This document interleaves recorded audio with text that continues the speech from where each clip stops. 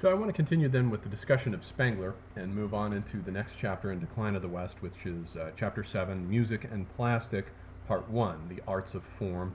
And this is part of a two-part section.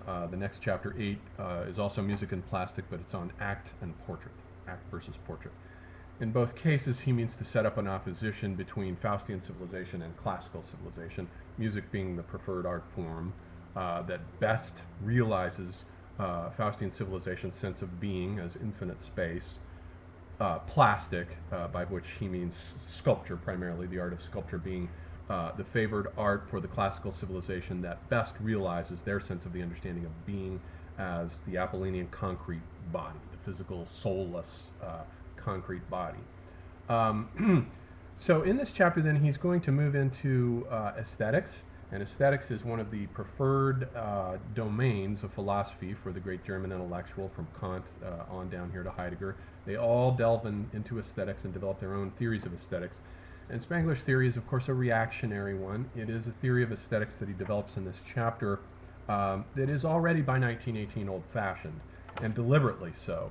Ernst Bloch in the same year put out a book called The Spirit of Utopia in 1918. Bloch was a Marxist and the son of a Jewish father who is just about as erudite as Spengler, but yet was fully conversant with modernist art. He has a big, in that book, The Spirit of Utopia, has a big discussion of music, Western classical music, that is similar to Spengler's discussions in these two chapters on classical music, but he was much more open to modernist classical music. You hear him talking about Mahler and Richard Strauss, and talking about modernist art, Cubism and Cezanne and so forth. So, and that's in the exact same year, The Spirit of Utopia, 1918, that Volume 1 of Decline came out. And the contrasts in the two attitudes is quite interesting there. Most of what happened, as I said in the lecture, the discussion rather, on Adorno and Horkheimer, in Germany around the turn of the century, leading into World War I, most of what was going on was part of a tension between the right and the left, between the rise of socialism, especially in its Marxist form, versus traditional German conservative cultural values. That struggle that was going on there was really a struggle between Marxist intellectuals on the one hand, many of whom were Jewish, and for this reason Hitler saw the need to inaugurate National Socialism as a defense mechanism against what the invasion of Marxism into Germany, which he saw as undermining German values and leading to the loss of Germany in World War I. The whole reason he believed that the Germans lost World War I was because of the undermining of the public consensus regarding the war by Jewish and Marxist intellectuals. So we have this power struggle going on in Germany between the Marxists, who are very much interested in the new and in embracing many aspects of modernity, like Ernst Bloch and Walter Benjamin, who was very much fascinated with popular culture and modern culture, and these reactionaries, which include individuals on the right like Spengler, the Nazis in general, Heidegger. This also includes intellectuals like Thomas Mann and Carl Jung, and you especially see Thomas Mann in his book Reflections of a Non-Political Man, which he writes in between his first great novel Buddenbrooks and The Magic Mountain, articulating the basic conservative German resistance that led Germany into World War I as a resistance against democracy, as a resistance against capitalism, as a resistance against the liquidation of good old-fashioned aristocratic values and upper middle-class bourgeois German values. All of that here is being resisted by these German intellectuals who see their civilization, their culture, German culture, as under threat from two fronts: modernization on the one hand, which they see the Allies, Britain, France, and America representing and exemplifying, and from, as it were, the East on the other, from Marxists and Russian communism on the other hand. They see these. You have to picture Germany here. What happened, what led into this catastrophe. You have to picture them here as in the middle of Europe, surrounded on two fronts, and World War II was a two-front war, as was World War I, and under siege and threat by what they perceived as a threat anyway, the Allies on the one hand with the consumer capitalist shopping mall civilization utopia, and Russian communism on the Eastern Front. So they're right in the middle here. The socialists are beginning to penetrate, leaking into Germany, and socialism is becoming more and more popular, the Marxism rather, not just socialism, The Nazis saw themselves as socialists. So it's the Marxist variety of socialism that is seen as the undermining threat here. And capitalism, on the other hand, so German culture sees itself as beginning to be under threat by these two entities from these two geographical directions, and in danger of losing its whole raison d'etre, its whole sense of what it is to be a German. And this is what led it not only into the two great wars, but also into building these kinds of reactionary philosophies, of which I think Spengler is the best exemplary of resistance to modernity. So what Spengler is doing here is the same thing these other good Germans are doing, is resisting modernity, creating a kind of immune system by going back to, as it were, the cult of the ancestors. And the cult of the ancestors, which predominates in Asia to this day, is when when a society gives precedence in its actions and in its decision-making processes to the dead. And the dead ancestors, especially the initial group of them that are mythologized as the founders and creators of a civilization, all throughout the Neolithic we see that the village cultures of Neolithic, such as Ain Ghazal and Chayonu and Çatalhöyük, are dominated by this incredible conservatism. And we can see that their gods really weren't gods in the sense that gods later become in the mythical consciousness structure of Egypt and Mesopotamia as gods. They actually are, especially in Mesopotamia, they become patrons of new technologies. Whereas in the Neolithic, the new, as in 20th century Germany here, was precisely what was not wanted. And what the primary defense mechanism against the new is, of course, the cult of the dead, the ancestral dead, which predominated through the Neolithic, and in which all wishes are deferred to the dead. Anything that happens, anything that goes on, has to be deferred to the dead. And of course, the dead ancestors always say no. Anything new that is suggested, the answer a priori in advance is no.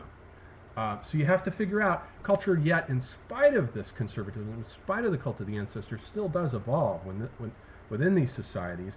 So you have to figure out ways around the no answer, and you do that by bending things to make it look as though the new thing that comes along has been sanctioned by the ancestors in advance. The Chinese were masters of this. For example, they did this when they created, but when new technologies came into China, and China from 3000 BC down to about 500 BC is utterly conservative. No change takes place in the society virtually at all, other than the evolution of its artistic style forms from the Shang dynasty bronzes down to the later, the advent of painting and so forth.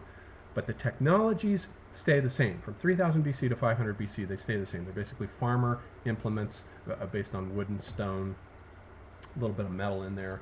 But long about 500 BC, iron working starts coming in, the plow comes in, irrigation comes in, metal coinage starts coming in.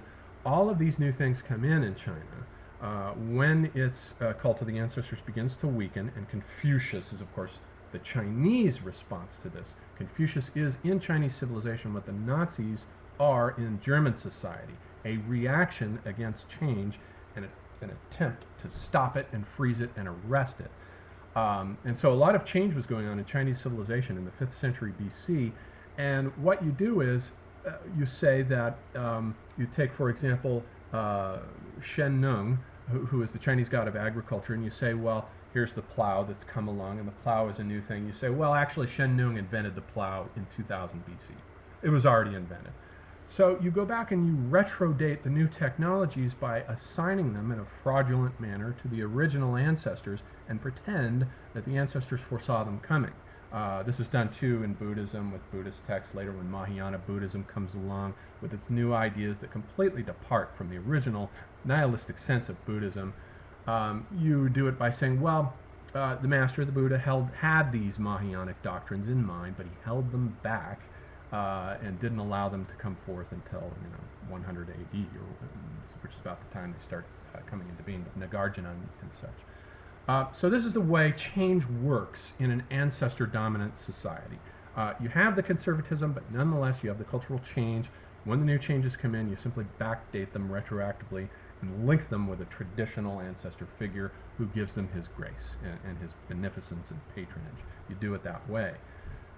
In the case of Spengler and Heidegger and Jung and the Nazi outbreak in the 20th century, something similar is happening, is going on.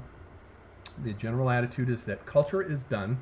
It's not in any further need of improvement because in the traditional ancestor societies, the ancestors create in the beginning of time the basic archetypal forms of which civilization is patterned from henceforth. And they were all created in illo tempore at the beginning of time, and they are not in any further need of improvement. Okay, so they were created initially, laid down, valid for all time, and no further contributions are necessary. And that, in a certain sense, is Spengler's attitude as well as Heidegger's attitude to the creation of culture by the 20th century, by the time of 1918 with Spengler here, and 1927 with Heidegger's being in time. It's done. Culture's a done deal. And modernism is absolutely not welcomed. It's not, the traditional great masters, Bach and Beethoven and Rembrandt and Shakespeare, have created a Western identity, Western civilization, and modernist art cannot improve it and cannot even contribute anything useful to it. And so modernism is regarded by these individuals, and the Nazis in particular, as degenerate. It's all degenerate art. It's unnecessary, superfluous, and trivial. So from Spengler's point of view, getting back to Spengler now and what he's doing in this chapter on aesthetics, is to create an aesthetics that is only retrogressive. It looks backward, it doesn't look ahead, and it doesn't look to what's going on in Spengler's own time, namely modernist art, which he dismisses. And it looks back at the finishing up of culture as a completed edifice. You can see this, by the way, as a footnote in the Nazi creation of the cult of ancestors under Heinrich Himmler, who was put in charge of the SS by Hitler. And they located themselves in Wewelsburg, a place called Wewelsburg Castle, which was in the forest to the east of Munich, far to the east. And in Wewelsburg Castle, what Himmler did was to organize the SS as though it were on the model of the knights in Wagner's Parsifal opera, in which you have this basic conservative set of values. And down in the basement of this castle, Himmler regarded it as possible when the knights, as the SS leaders, 12 of them ideally, there's your 12 ancestor figures, 12 of them would gather in a circle and they could commune with the Aryan oversoul, and hence with the Aryan dead. And so right there with Himmler's cult, you actually see not just a metaphoric cult of the ancestors, but a literal one. Whereas what Spengler's doing here is a kind of metaphoric cult of the ancestors. It's the same basic attitude. But there it is, basically, the concrete evidence for what the Germans are doing here is saying no to modernity, no to civilization in the sense of the Allies' creation of civilization as a utopia of shopping malls and parking lots and gas stations and everything dominated by the values of money and politics and economics and greed and so forth, and a leaving behind of art and metaphysics. And so consistent with that, Spengler then moves into his discussion here of the arts of form by saying, he says that the formative impulse that is at work in the work of art can never be understood until we come to regard the distinction between optical and acoustic means as only a superficial one. So, this is a very un-McLuhan-esque statement, whereas McLuhan had said that the medium is the message. Everything that goes through the medium is the essence. The medium determines and distorts and amplifies and makes it possible in the first place what message can go through it. Whether the medium is technological or artistic doesn't matter. Spengler here is saying just the opposite. He is saying that it is the message that is going through these media. He's not talking about technology here. He's talking about the arts of form, sculpture, painting, architecture, music. That basically what happens in a culture within a given epoch is that all the arts within a given epoch in a culture are all trying to express the same world spirit, the same feeling, the same basic understanding of being, as Heidegger would put it, that is specific to that epoch and that epoch's place within its relative civilization as a whole. Each civilization has a different understanding of being. For Faustian civilization, as we have seen, it is infinite space as the basic being idea. And for the Greek classical civilization, the body. For the Arabian or Magian civilization, the idea of the world as a dome with magical powers contending for possession of the human soul, and so forth. And so all the arts that are realized within these respective civilizations are themselves attempts to realize within a given epoch this basic sense, this basic world feeling. So the arts are dynamic. They're always involved in trying to work something out. usually shedding the influences of a past culture.